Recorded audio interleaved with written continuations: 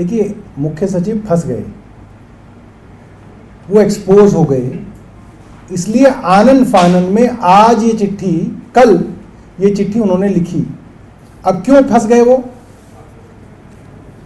कोई सामान्य आदमी भी, एमसीडी की गाद निकालने वाला जो आदमी है ना, वो भी ये बता देगा, अगर आपको डीसिल्टिंग का यानी कि गाद निकालने का काम ठीक हुआ है या नहीं उसका ऑडिट करना है, तो ऑडिट आप दिल्ली में पहली बारिश आने से पहले ही कर सकते हैं।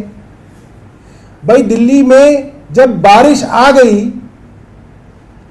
27 जून को और 28 जून की सुबह दिल्ली में दबादब बारिश हुई, तो अब आप जिसकी भी ऑडिट करोगे वो ठेकेदार और वो इंजीनियर कहेगा, साहब मैंने तो पूरी गाद निकाली थी, ये तो बारिश में दोबारा गाद आ गई, तो वो ऑडिट हो ही नहीं सकती।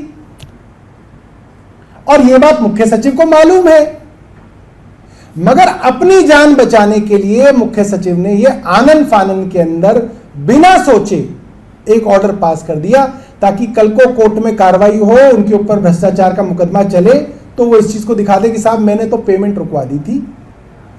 बार बार मुख्य सचिव को मेरे द्वारा लिखा गया कि आप थर्ड पार्टी ऑडिट कराइए, उन्होंने थर्ड पार्टी ऑडिट नहीं कराई, ये सच्चाई है। जब मैंने उनसे रिपोर्ट मांगी तो उन्होंने कहा कि मैंने आगे डिपार्टमेंट को कह दिया है। ये कोई तरीका है? आप तो चीफ विजिलेंस ऑफिसर हैं, आपको तो रिपोर्ट दे देनी चाहिए थी अब तक।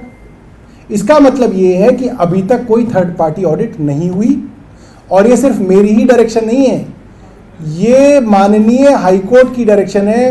वो चीफ जस्टिस का bench, chief justice of high court, जो इस पूरे के पूरे डीसिल्टिंग और वाटर लॉगिंग के मामले को देख रहा है, उस हाईकोर्ट ने अपने ऑर्डर में ये बात कही है, और मुख्य सचिव से कही है, मुझे नहीं कही है।